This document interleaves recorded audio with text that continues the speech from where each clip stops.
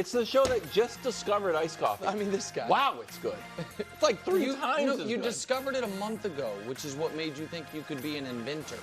Remember that? that's We right. remember. Wow. So what have you invented? Yeah, since what? Yeah, Not just a out of dang curiosity. thing. Wow, he said dang. I'm just saying. Wow, that's like Brew's F-bomb. Wow. First things first. Oof. All right, Brew. Are you starting to worry about the 49ers Super Bowl hangover? Brew's Niners. Yes. Really? Now, I'm not calling it a Super Bowl hangover because I think if they're healthy and intact, they'll be fine. But will they be intact? Let's just address that first. And obviously, they're not right now. Now, I do think Brandon Aiyuk will come back and play. They threw down the gauntlet, though, by announcing that he's been cleared to practice. Yep. So now when he doesn't practice, he might get fined. We'll see how that works out. It was hinted at he was dealing with some back and Initially they were letting him off the hook right. with that, and now they made it clear. They're like, yo, he can play. that might flare up again. Yeah. Well, their doctors cleared the him, doctors so have now, cleared him. yeah. I guess. So that's kind of throwing down the gauntlet. And look, he doesn't have any leverage. If he wants to sit out, it will hurt them, no doubt.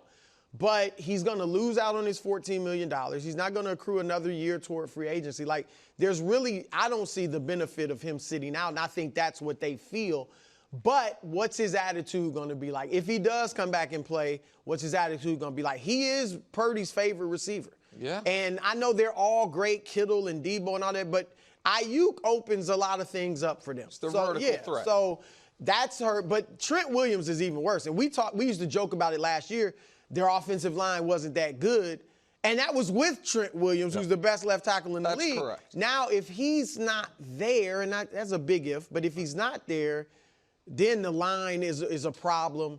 And, yeah, so you're the king of vibes. I know it. But the vibes aren't good. And then health-wise, McCaffrey's been healthy since he got there. And that was his problem in Carolina. He couldn't stay healthy. Is that going to continue? We know a lot of these guys, Debo, Kittle, they've been injured at times. So I obviously picked them to make the playoffs, and I still think they'll do that. I'm not that worried where I take them out the postseason, but the vibes right now and everything around this team is not good. Yeah, aside from a devastating injury to a key player or a significant injury to your quarterback, it's hard to see how an offseason could be worse.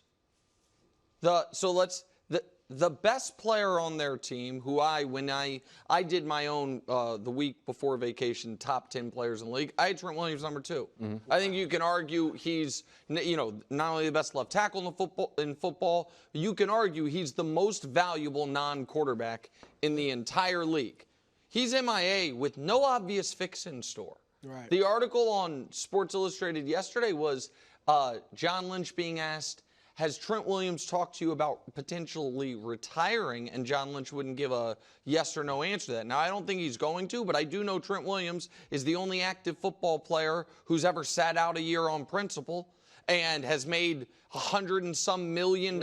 So he's accrued $4 million in fines and doesn't seem worried about it. That's concerning. Your best, and I would argue most important wide receiver with respect to Debo seems like more dug in than he was a week ago.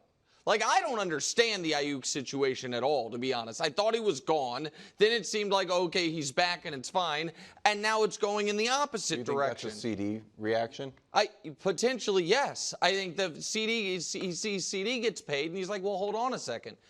The market was here for Justin Jefferson. Fine, I'm not Justin Jefferson, but why am I not CD Lamb?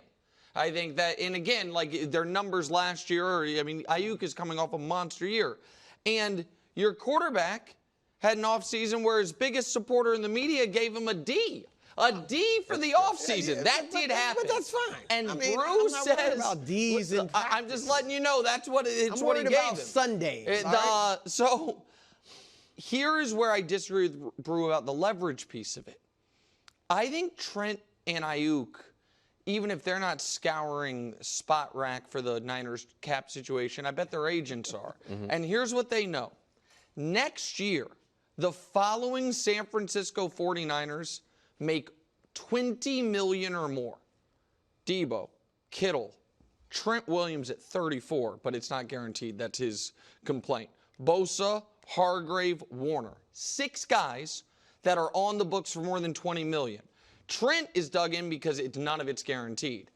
Aiyuk understands, and Purdy's making $800,000. Yeah. And by the way, also Hufanga, unsigned. Travarius Ward, unsigned. Dre Greenlaw, unsigned. Aiyuk, unsigned. 2 starting offensive linemen, unsigned. The Niners moment is right now, because next year a lot of changes have to come, even if they don't pay Purdy, which I think they will, but even if they don't. So Trent is saying, you need to guarantee me this money, because, or else I am the easiest person to move on from, even though you need me, because my money's not guaranteed.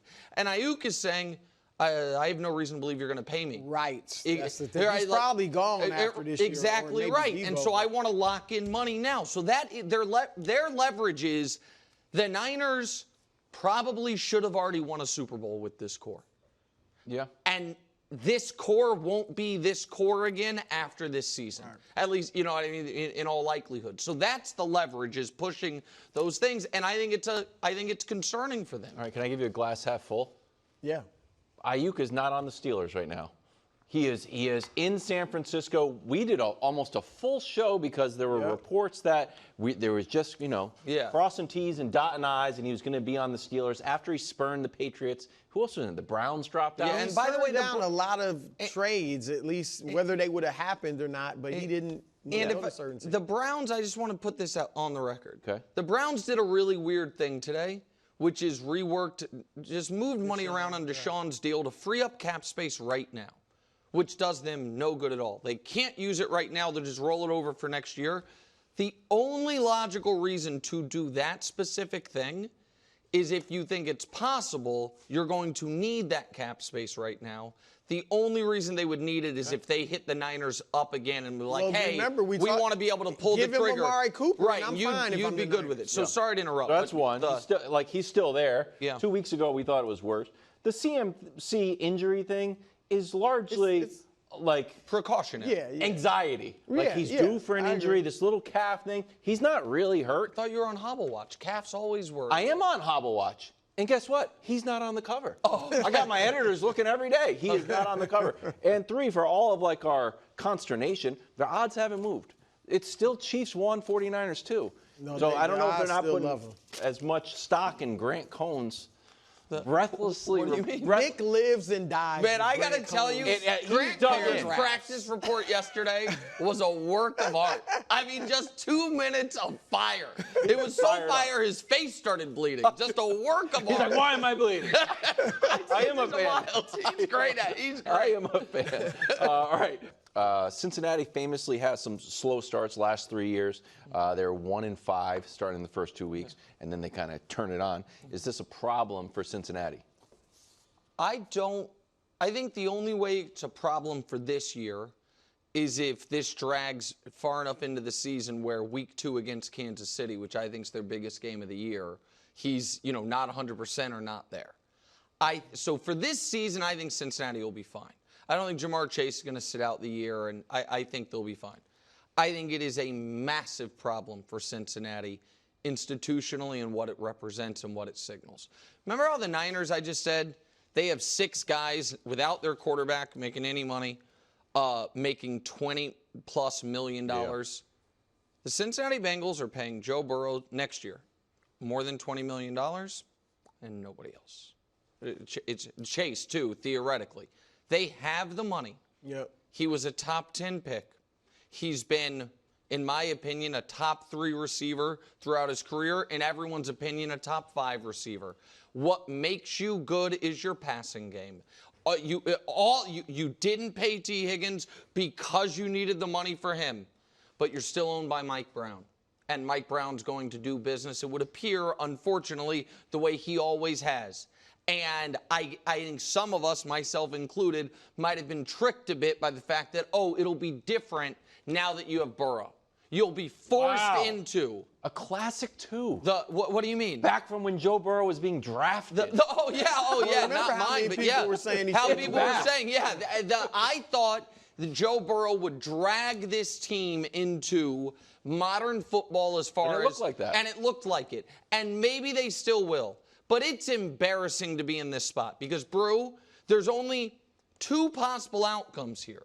One is you are planning on not retaining Jamar Chase, in which case you're lunatics. You're just poorly run. The other is, you know what you're doing? The Cowboys method, which is just wait, let the price go up, and then pay him. Right. That's bad business. He'll make more next year. He'll make more next year. And so I don't think this is – I'm very bullish on Cincy this season. But I am now skeptical on them longer term because it seems like they're just going to continue to be one of the thriftier organizations in the NFL. Well, look, as you talk about Mike Brown, I honestly feel like if they were to win the Super Bowl this year, I think he might let guys walk. I think he'd be like a Florida Marlins. Yeah, look, we got our Super Bowl, we delivered it to Cincinnati, and we're keeping Burrow, but everybody else is gone. We're not spending money. I really could see that happening. I'm concerned for this year too. Now, I picked them to make the playoffs. I had a little bit of hesitation because of things like this. You can still change it if you ever need to. Yeah, but not if he ever my needs to, hometown just till team, Friday. so. Oh yeah, sorry. Go ahead. I'm gonna keep them in there. But look, the margin of error in the AFC North is tiny. And I know they've overcome slow starts the last few years. But they're going to lose some regulars, even if they're at full strength. They're going to lose some games in that division. Joe Burrow, you want to guess what his record is against the Browns? Against the Browns, is he 1-5? You must have looked at. Did you look no, that up? I You okay? I was gonna say 1-5 against the. You were gonna say 5-1. 1-5 against the Browns. Yeah. He's 1-4 against Lamar. He's 3-4 against Baltimore overall, but it only matters when Lamar's there. And he's 3-2 against the Steelers. And this is when your best quarterback is there. So I'm just saying the margin of error is so slim in that division. And I didn't pick them to make the playoffs, but I do think Pittsburgh and Cleveland are going to be tough and teams you just don't want to play. And so if this doesn't get rectified fairly soon, then I do think this could have some spillover effect into the season and maybe keep them out of the postseason. Two types of news reports that I really like. Last year, was it 2 years ago, Stink came on and diagnosed the Rams' flawed offensive line and said, this won't work. And it was a little bit of a canary in a coal mine. 2 years ago, it was right after they won the Super Bowl. Yep, and he's like, this is not going to work. So detailed flaws in the offensive line, that really makes a light bulb go off for me. The other one, vibes. Trey Wingo, I'm being 100%. Trey Wingo, as someone I trust told me about things in Cincinnati this summer, the vibe isn't good. That, to me, is a bombshell. I know it feels like fuzzy reporting, and it's just a tweet from Trey, but if Kansas City, granted we were out there for the parade, the vibes in Kansas City are immaculate. I think in Baltimore, there's new article today about Lamar's urgency and how it feels there. Seems like the vibes with the Chargers are great. Yes. You know what I mean? It's just not, it doesn't feel good here. And as silly as we kind of joke around about it, what doomed the Eagles besides bad defense and an injured Jalen Hurts? The vibe was just kind of off. We felt that way, I think, a bit about Buffalo going into last year. Yeah, the vibe, So I'm not. Something strange. But it's always because it's a nice shorthand mix for health, contracts, motivation, urgency, Super Bowl window. I'm telling you, Trey, that's a good report. I'm telling you. Good report. It was. I buy it. In Trey live from the golf course. Yeah, I like it. As someone told me the vibes off. Hey, that's it. I'm not taking a shot. I don't need a long opus. Not everybody needs to be Bill Barnwell. Hey, the vibes are bad. Oh, okay. Did the Patriots get this wrong? He's the only rookie high drafted rookie not starting. Well, Penix is Penix, I barely. The healthy rookies who in theory were competing for a starting job are all starting, is what you're saying, of the first round picks. This is what I think. If your team is this broken from an offensive line weapon standpoint where it's essentially like we have to use Jacoby Brissett, God bless him, as a crash test dummy because Drake May's too valuable, then you should have taken the Giants offer. Because it's not as if Drake May was QB3 off the board. I'm not saying he's not going to be excellent. But he was QB3 off the board. You had an opportunity there to clearly address something you feel can cripple your team in your offensive line, and then potentially have two separate legitimate bites at QB1 next year.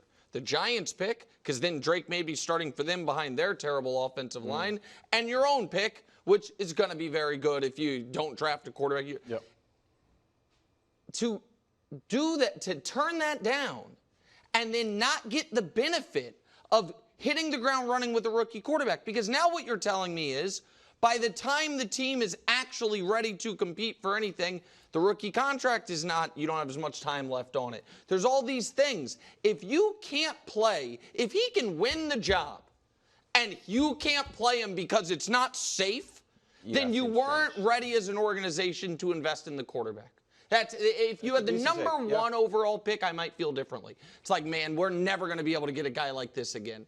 But is Drake made a generational prospect that was, were there three of them in this draft? Did the other two teams just get it wrong? I don't know. Like, I just feel like if this is how you feel, you should have traded down and built your team. Well, they seem to think he was generational. I think it was a mistake just because Gerard Mayo, and I like Mayo a lot. I mean, just from when he was a player, he just seemed such like a high character seemed like guy. D'Amico Ryan, to be honest. Exactly. Yeah. But he's contradicted himself publicly. All right, 3 days ago, he said Drake May had outplayed Jacoby Brissett. Yes. Today, he says Jacoby Brissett gives us the best chance of winning. All right, so that doesn't look good to anyone. I wonder, how does it look to your players in the locker room? Because these are guys putting, I mean, you know, football's a dangerous sport. You're going out there putting it all on the line, and if you're thinking, we're not even playing our best guy. We know we need the quarterback to be good. I know overall we look at it and say, and maybe even their front office looks at it and says, we're rebuilding. We hope we can win 5 or 6 games, okay?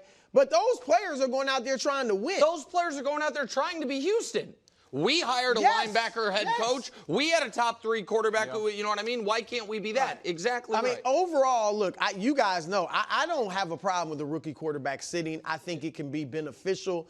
I get what you're saying about the rookie scale, Nick. That would be ideal. But look, Jordan Love wasn't on the rookie scale, and that's worked out. I know he wasn't behind Jacoby Brissett. It was Aaron Rodgers.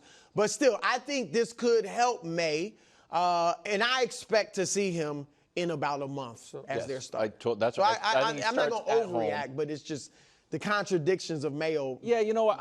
The local media is fired up about that, and I have decided to take. Dan Campbell had bad press conferences early on, and we were like, what's going on here? Great. Sirianni's press conferences initially were bad. Canary in the coal mine. He's still figuring out. I think he's going to end up, Mayo's going to end up trending more Belichickian, less information, but I think he tried to kind of swing the pendulum the other way. Does this impact your drive for 5? No, the drive for 5 is alive. Does it help the drive for 5? The drive for 5 is probably going to end up at 5 or 6. He gets his first win. We might beat the Jets with Jacoby Brissett. I would be happy about that. What? Yeah. The Jets? Rodgers getting hurt again or something?